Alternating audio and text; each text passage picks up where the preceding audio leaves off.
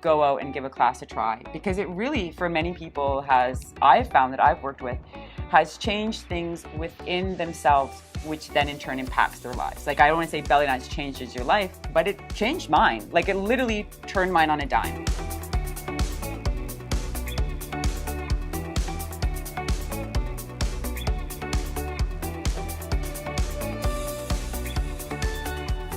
Welcome back to another episode of the Succeed Against the Odds show. Today, as my guest, super, very, very awesome, extra special guest, I have here Nicci Marsh of the Realm Dance Studio. Hi. Welcome, Nicci. I'm super excited to be here with one of my favorite people, Francesca. Yay!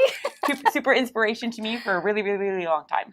Okay, so Nicci, you have sponsored your location for me to shoot a couple episodes of the Succeed Against the Odds show. Yes. And I'm super grateful. And I also wanted to spotlight you for being so gracious. And also because I've known you for a long time. How many years have we known each other? 10 years. 10 years. 10 years? I know. 10 years. Okay. So I've known you for 10 years and I've seen your journey over the last 10 years. So a lot has happened since I first met you. Mm-hmm. So for our audience who may not know who Nicci Marsh is and where Nicci Marsh comes from, can you tell our audience what you do today? And then we'll talk about how you got to what you do today. Okay, so today I run Abbotsford's Home for Bellydance, the only Bellydance studio in the Lower Mainland that is basically left, because a lot of the Bellydance studios that were before are not really around anymore. And I teach full-time Bellydance classes, and I perform throughout the Lower Mainland in private functions, corporate functions, theater productions, special events, all that stuff. Yeah, that's what I do now, all the time, every day. And your background was in corporate.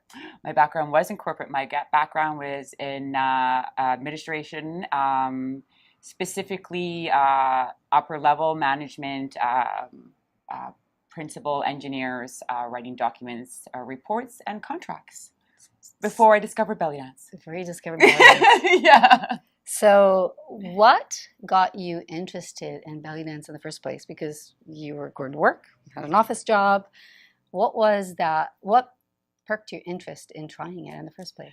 The honest answer that nobody likes to hear, my butt was getting big as I was sitting in the chair every day typing. And I'd always been in dance, always loved dance, but I hadn't done anything in a really long time. And so I was like, oh, I want to do something different. I didn't want to go back to the gym.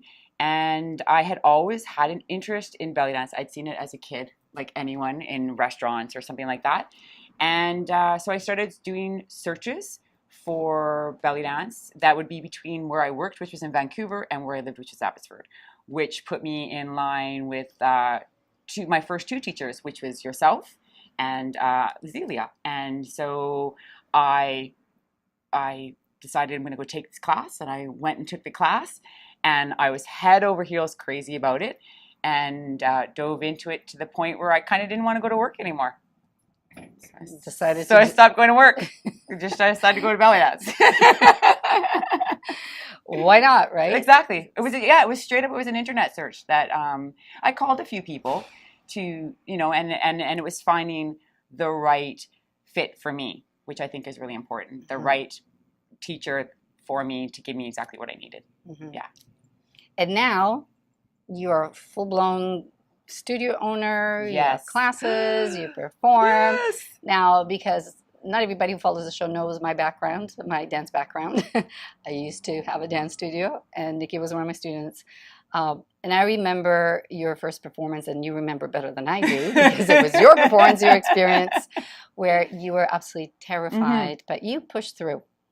And I admire that, because I've had a lot of students over the years, and a lot of times people held back and never made that step to get on the stage and try it out in spite of their fear. You managed to go through that fear. You were vomiting. Oh my gosh! Right, while you were curling your hair. It was horrible. It was. I was throwing up right before we went on stage. And in fact, the Kim who introduced us, she literally had to push my butt on stage because I was just completely paralyzed by it. And I actually do not remember anything about that performance, which was Tabby Tabby, like on stage. But I do remember the very end where I posed for about 2 seconds and then dropped my arm and went, yes. And then went, oh, I'm still on stage. Yeah. Yeah. So what did that do to you the second time? Like after having gone through that major fear?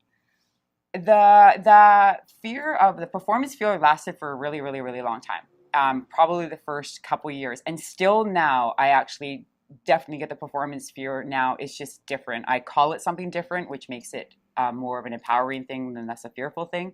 But for the first couple years, getting through, it was the people that I danced with. It was the girls in Jahara. It was the community that was like, okay, every time it's going to get a little bit better and I don't let my teammates down and we're all in this together. That is what helped me get through it. And then hearing other people talk about how they also had this same stage fright and how they harnessed it. And so it's still a process. I still get nervous. And sometimes the smaller performances are much more terrifying than the bigger ones. So you still go through it. It's just finding a way to make it work for you, not necessarily imprison you. I don't like being held by confined rules, so that became a rule that I didn't like. So what do you tell your students now that you have your own students? What do you tell them when they go, oh, no, I don't want to get on stage? I'm sure you get some. It's like, I just want to dance, but I don't want to perform. Yeah. Okay. So luckily for me in that category, so I don't have a performance option for any dancers that have been dancing with me under 2 years. So in the first 2 years, they don't even really get a performance opportunity because I feel that they're still figuring out how to move left or right, and they don't even feel. And I didn't get to perform. I was over a year before, almost a year and a half before I was on stage. So I appreciate that process. Once we get there, then it's like I let them know that it's the fact that they're just doing it is okay. And if they know, we go through all the rehearsals and the practices and they know it, they're going to do it on stage. And it doesn't matter what they do out there. I absolutely will applaud them just for taking those steps on the stage, like just for going out there and walking through the process. I also believe in them learning how to work through the mistake, which I accredit all my teachers for, because they all said, don't stop, just work through it, just go through it, and you'll eventually learn how to recover so quickly that anyone that does notice a mistake is going to be way more impressed with how quickly you regained yourself and got back into the game than they will your mistake. And so I find that has helped them do that. And when they really do, and sometimes we can't, they're just like, I'm too terrified, and I'll say, whenever you're ready. And when they're ready, they can come to me and say, I want to do it now. And I'm like, oh, we got nothing right now. Or we got there something. You go. You can take classes with Nicci, and you don't have to perform. You don't have to perform. Yeah, so it's not. You don't have to. Yeah. It's not mandatory. No, yeah, and you don't even get choreography until you're specifically in a choreography class. In my classes, it's all about the technique and the combinations and skill building exercises to get your brain firing as your own artist versus a pre-choreographed artist. I'm going to go to another challenge you had. Lots of stories. I remember you had the hardest time with Veil when we were working with Veil. I remember you had a very challenging time with it, and you said, like, this is not for me. I am not doing Veil. And now you have made Veil like an extension of you to the point which is absolutely mesmerizing. So, kudos to you. Thank you so much. You've embraced it. So can you share with me and with the audience, what was the turning point? What made you go back to the Veil and say, I'm going to win this? Yeah, that's a tough one because I really did hate Veil, and I remember throwing it in your class and having stomping temper tantrums on it, and you literally just saying to me, whatever, you go do what you want to do. I can't even, you're right. And I'm like, fine. And I don't like that. I don't like to give up. And for a while, there was still no interest in Veil. And then the funny thing is I went to 2 different workshops. One was with a lady from Bellydance Superstars. And all of a sudden her name has escaped me, but she was a beautiful dancer, and she had this technique of taking the veil and balling it up in a tiny little ball, so it was all wrinkly. And then we were to take that and walk and dance with it, and then all of a sudden just release it and throw it. And the magic of this veil just exploding and it not being perfect was, I went, ooh, I like that. It's messy. And then there was another dancer from the States, Ruby, who her approach to veil was so athletic and so, I call it volatile. It was like she was having this complete conversation with her veil. That was another dancer that really made me want to grasp it. The key dancer that really, though, made me go, was a lady who was in the Mita show. And I'm afraid to say her name now because I've said it once wrong before, and I feel like I'm going to say it wrong again right now for some reason because I'm on the spot. And she was from Seattle. And when she threw the veil up into the air in this one arcway, it literally stalled time. And then the veil went and started moving again. But she was still moving underneath that veil. And it was like magic. And I thought, oh, I want to be able to do that. And so those three people just allowed me to approach it from a completely different perspective of it being messy and creative. And there was no wrongs or rights. And it was about the shapes, not about what we were supposed to do as an entrance. Or, you know what I mean? Again, no rules. That's no rules. And now I have rules, but and I also approach it from the athletic side. So those kind of things made me go, oh, you can do it this way. Now it's, I do want that other aspect to it, but the ability to somebody say, just play with it and see what happens and see what shapes you create and how you can do it. And can you duck underneath it? And so what if it lands on your head? What happens if you kept moving? And now I love veil. It seems like most of your performances you use veil. They have been recently, and actually it's really interesting that you say that because the tough part for me is I don't want to be pigeonholed. I don't want to put myself in a pigeonhole, and I've struggled with that because I don't want to people think that's the only thing I know how to do. But at the same time, I want to embrace it and master it and make it something that people know me for doing it. So it's become this fine line for me. And the last year and a half, I've struggled with it a little bit. Should I do a veil piece? Because I just did one, but then I'm really drawn to it and that's what people like. So I do think that it has become something I do a lot because it is something that people like to see and I am trying to master it. But I do as well need to remember that there are other things than veil. From hating it to loving it. Hating it to loving it, to being obsessed with it. I know, right? I know, yeah. And big veil. I like really big veil too. The big 4-yard veil. Bigger the better. Well, you do. You work it beautifully. Thank you. So thank you. If you want to learn veil, this is the girl to learn it from. I would say that, yes. I am an amazing teacher at veil. I'm really fun. Come learn veil with me. And other things as well. Yes, other things as well. Yeah. Yeah. So what's in the future? Do you have any plans for the future for Nicci? For me personally, I have dreams and ambitions for the future. I would love to do more traveling workshops and teaching away from the studio. I love the studio and I love teaching here, but I also love getting a chance to share it with people that I wouldn't necessarily get a chance to. International obviously would be amazing, but everything in stride and time, right? I'd love to be able to just locally here in BC and Canada share my specialty of veil and beyond with people. Locally here, I am in the works right now working with trying to create some community projects that are actually cross dance styles and cross community boundaries. So hopefully in the near future, you'll see some interesting shows coming out of some community projects out of here. Cool. That's all I can say about that because I said I wasn't going to say anything. Yeah, and I didn't ask you about that. I know she didn't even ask me, but I couldn't help it. I can't keep a secret to save my life. Well, there you go. You want to know more, you have to come here to the studio. Yeah, and get it out of you. Exactly. Yeah. And then other than that, just summer break is off for summer break. And then in September, back to regular scheduled classes, all levels, intro, intermediate, and advanced, and performance and non-performance. And possibly for the new year, maybe some youth classes. Yeah. Cool. And you teach props outside of veil as well? Yes. Sword is another one that I really, really love. I think that sword is magical and beautiful and very powerful. And then just the art of dance, improvisation and fusion is the other thing that I really love too. Yeah. Cool. So what would you say to someone who's watching this and says, maybe I'll give Bellydance a try?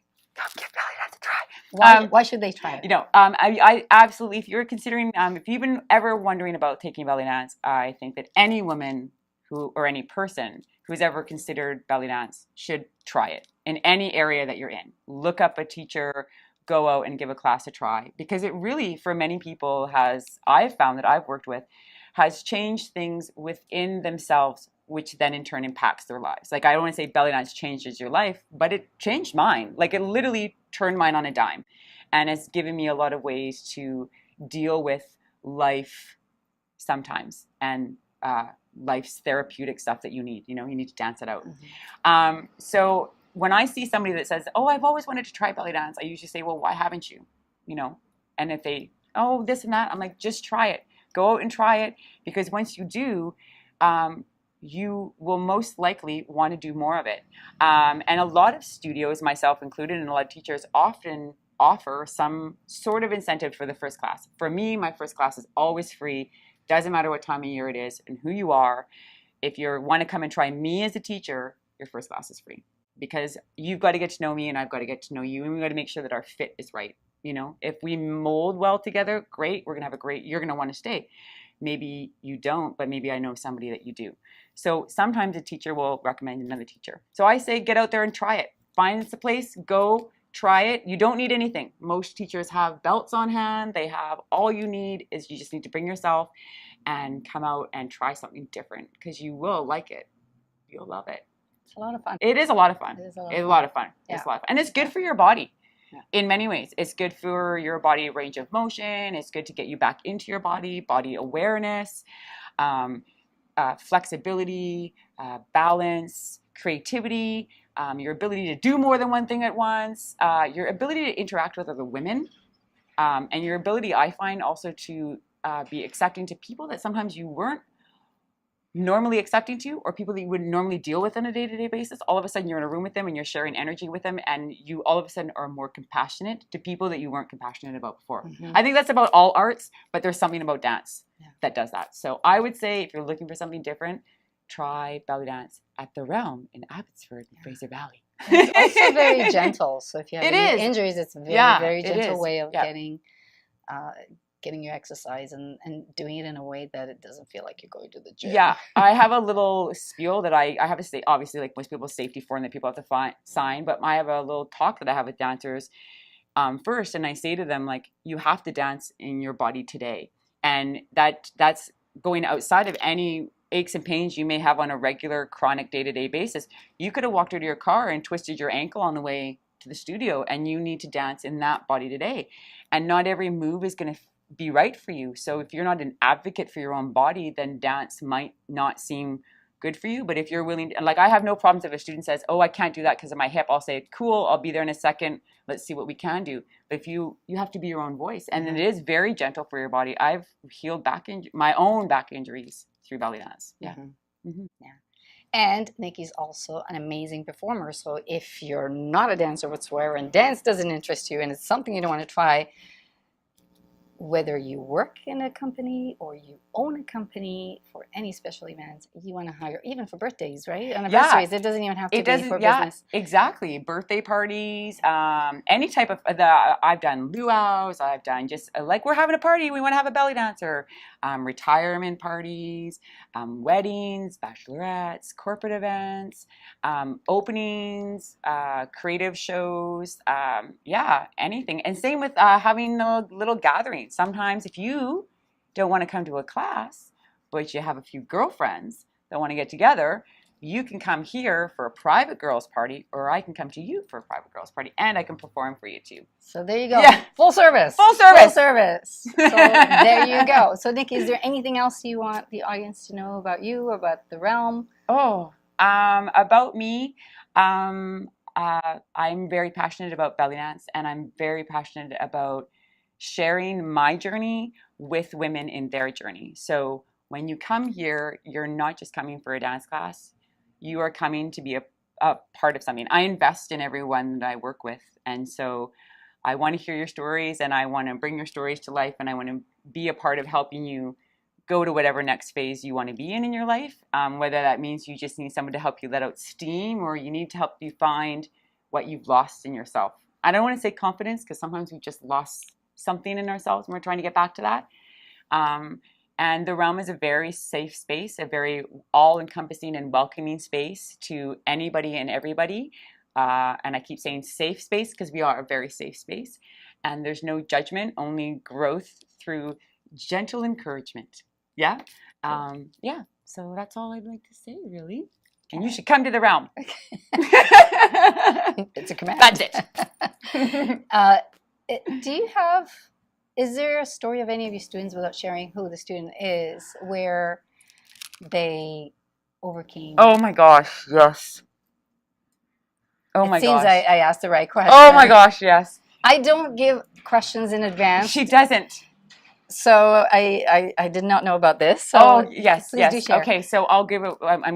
So I've had a few dancers. I love working with private sessions with dancers. I love being with them one-on-one, because I find you get to go to a really different place with them, especially if they have projects that they want to work on, and you can take them to that place. So I've had a couple dancers that have been working on privates with me, and I have literally watched these dancers go from having, I don't want to say no confidence, but they did not believe in who they were, or the skills that they had, or the language that they had been speaking for a long time in dance. And these are not new dancers. These are dancers who have been dancing for a while, and they just were not believing. And they'd come to me with ideas, and they worked through their ideas and really invested in themselves. Like somebody said to me, "Oh, it's really great work I've seen." And I'm like, I didn't do that. She did.